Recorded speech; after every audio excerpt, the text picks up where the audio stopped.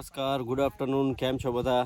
તો મિત્રો, આપણે અહીંયા નેપારવાડી વાડીએ વાલ ઝાટકવાનું ચાલુ કરી દીધું છે. બતાવું તમને. આ ઝાટકવાનું ચાલુ છે. લગભગ તો પૂરું થશે હમણાં કલાકમાં. બધું ખતમ થઈ ગયું છે. અને આ હું દાડમ પાસે બેઠો છું અહીંયામાં. હજી તડકો બહુ છે. 31 ડિગ્રી હતી મેક્સિમમ અને લોએસ્ટ હતું 16 ડિગ્રી. જો તમે ચેનલ પર નવા હો તો ચેનલને સબસ્ક્રાઈબ કરજો, વિડીયોને શેર કરજો, લાઈક કરજો અને આ બેલ આઇકન દબાવવાનું ના ભૂલતા, કારણ કે તમે બેલ આઇકન દબાવશો તો નવા વિડીયો નોટિફિકેશન જલ્દી તમારા સુધી પહોંચશે. તો મિત્રો, આ બધું ખાલી થઈ ગયું છે. ખાલી 2-3 લાઈનો રહી છે. હવે ઢગલો કેટલો થઈ ગયો છે જુઓ તમે. બધું છે ને આ બાજુ થોડોક માલ, આ બાજુથી જે સામે પડ્યો છે ને માલ આપણે ત્યાં, એ માલ ઉપાડીને થોડોક અહીંયા નાખવાનો છે. આ છે ને ઢોળ આવી રીતે છે તો પાણી બધું રસ્તા ઉપર આવે છે, તો ઢોળ પાછો ઊંધો કરીને ત્યાં કને આપણે પાઇપ નાખ્યો છે. આગળનો વિડીયો તમે જોયો હશે. પાઇપ આપણા ખેતરમાં પડીને બાજુમાં આપણે નીકળવાની જગ્યા રાખી છે. બાજુમાં થોડીક નાની નદી છે, એનામાં ચાલ્યું જાય છે. તો એ બધું હવે થોડાક દિવસ પછી કરવાનું છે. આ બધું કામ પૂરું થઈ જાય વાલનું. એટલે અહીંયા જો તમને ડાઉન દેખાતું હશે, અહીંયા થોડો ખાડો પણ છે. તો જે પાણી બધું છે ને આવી રીતે આમ જાય છે બધું, તો આ લોકોને દાડમમાં થોડોક પ્રોબ્લેમ થાય છે એટલે કરવું પડે છે. તો ઢોળ છે ને આમ છે, એને આવી રીતે આમ કરવાનું છે. એટલે 3-3, 2-2 ફૂટનું જેવું, 1.5-2 ફૂટ જેવું ચડશે ઉપર. ને આપણા પિયુષભાઈના ને સનીભાઈના દાડમ છે, જોઈ શકો છો તમે. ઢાંકી દીધેલા છે બધા. આ બધી વાડીમાં બધે વાલ જ છે, પાછળ સાથે આંબા પણ છે. આપણે જે બાજુ જે આગળ ટુકડી છે, મોટરવાળી ટુકડી, એનામાં જે નાખેલું છે ને એ રીતે.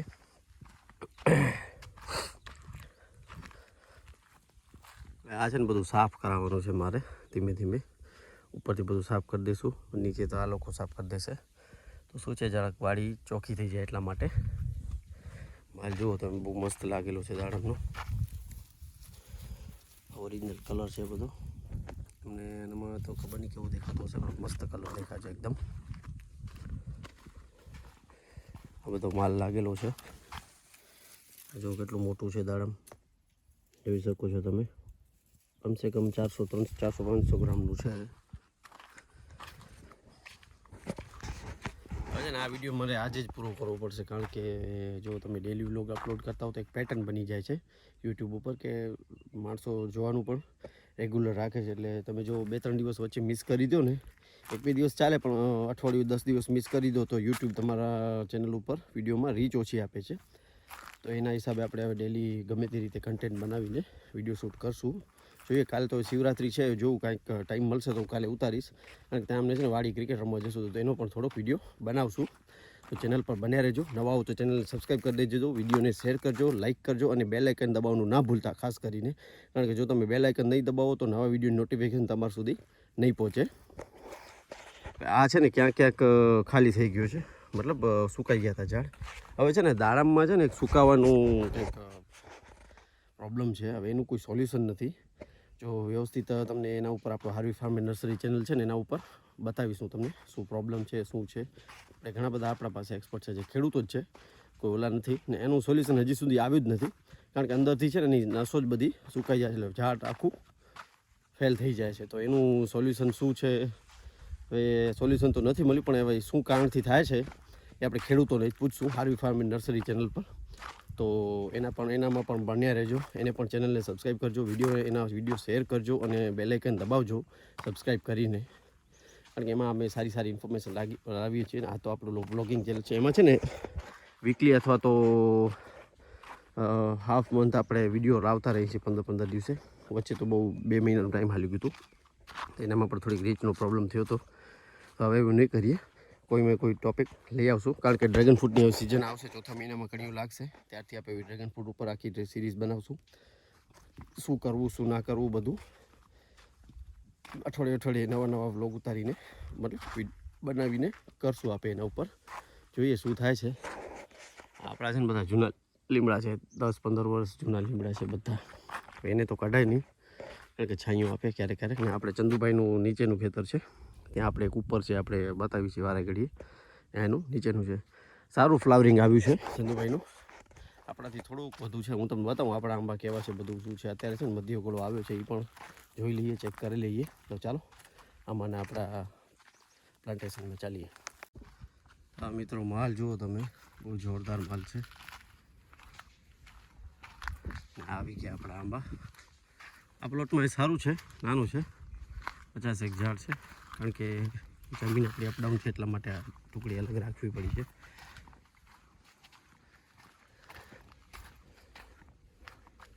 તો જોઈએ મધ્ય ગોળો આવ્યો છે કે નથી આવ્યો, ચેક કરી લઈએ. એનું એક સિમ્પલ મેથડ છે થ્રિપ્સને ચેક કરવા માટે. તમે જે મોબાઈલની સ્ક્રીન લોક કરી ઉપર કાંદો આમ ઝાટકો એટલે ઝીણા ઝીણા આપણે વ્હાઇટ કલરના જીવડા જેવું દેખાય છે, એ થ્રિપ્સ હોય છે. તો ચલો ચેક કરી લઈએ, પછી તમને બતાવીએ છીએ કે નહીં થ્રિપ્સ. તો મિત્રો આપણે ચેક કરી લીધું છે, થ્રિપ્સ પણ છે અને મધ્ય ગળો પણ છે. તો થ્રિપ્સ માટે આપણે મધ્ય ગળા માટે ઇમિડા અને બીજી સાથે સોલોમન નાખી દઈશું. સાથે કોઈક આપણે કન્ટેન્ટ આવે, મતલબ શક્તિની દવા પણ નાખી દઈશું અને સાથે થ્રિપ્સની પણ દવા છાંટી દઈશું 1000 લીટરની હિસાબે.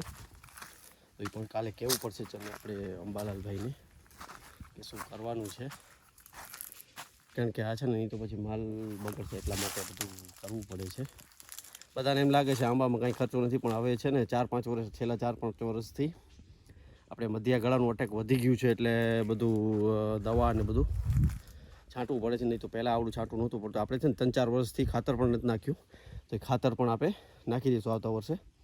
બધું ભરપૂર ખાતર નાખી દઈએ તો ઝાડવા બધા છે ને, તમે જો અત્યારે છે ને આમ ઓલા દેખાશે, ઝાંખા દેખાશે, બધા વ્યવસ્થિત થઈ જાય, નવી ફૂટ આવી જાય, ક્યાંક ક્યાંક પાંદડા પડી ગયા, બધું નવું થઈ જાય એટલે ફ્રેશ થઈ જાય બગીચો. વળી 2 વર્ષ, 1 વર્ષ અને આવતા વર્ષે નહીં નાખીએ, સમજી લો ને. 2000 અત્યારે નાખશું, 2024માં માલ પૂરો થશે એટલે વરસાદ પૂરો થશે એટલે એના પછી આપણે કાં તો વરસાદ પહેલાં નાખી દઈશું, પછી વળી પાછું આવતા વર્ષે 2025માં પણ એવી રીતે અપ્લાય કરશું. પછી 25માં ને પછી 26માં કરશું, એટલે એક વર્ષ નહીં ને 1 વર્ષ નાખવાનું, એવી રીતે અમે સાયકલ ચલાવીએ છીએ.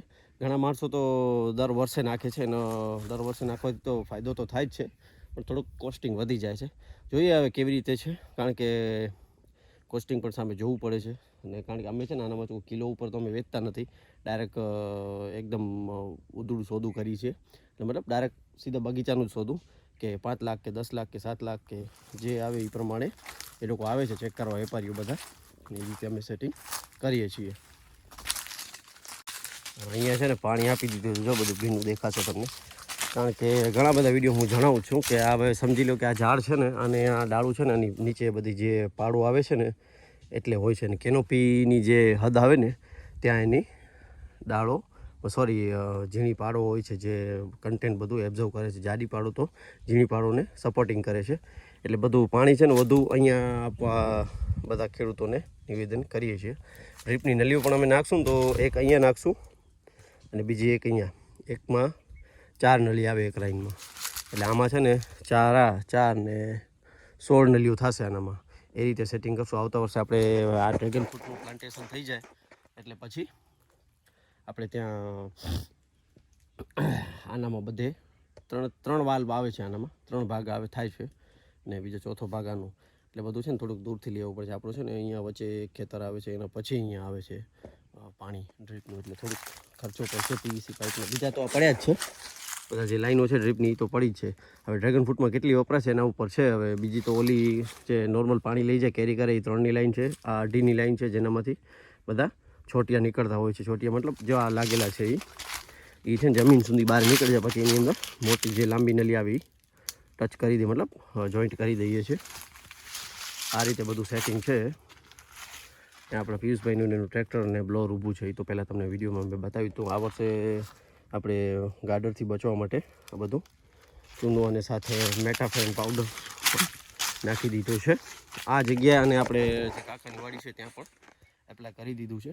આનામાં છે ને આંબામાં મેન ખાસ કરીને તો આ જ છે પ્રોબ્લેમ, ગાર્ડરનો અને ઉધઈનો.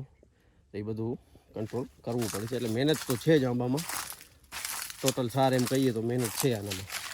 તો ચાલો મિત્રો, વિડીયોને કરી અહીંયા એન્ડ. વિડીયો ગમ્યો હોય તો વિડીયોને લાઈક કરજો, ચેનલને સબસ્ક્રાઈબ કરજો અને વિડીયોને શેર કરજો અને સાથે બેલ આઇકન પણ દબાવજો. તો કાલે મહાશિવરાત્રિ છે, તો બધા સબસ્ક્રાઈબર લોકોને મહાશિવરાત્રિની શુભકામનાઓ. તો ચાલો બધાને હર હર મહાદેવ.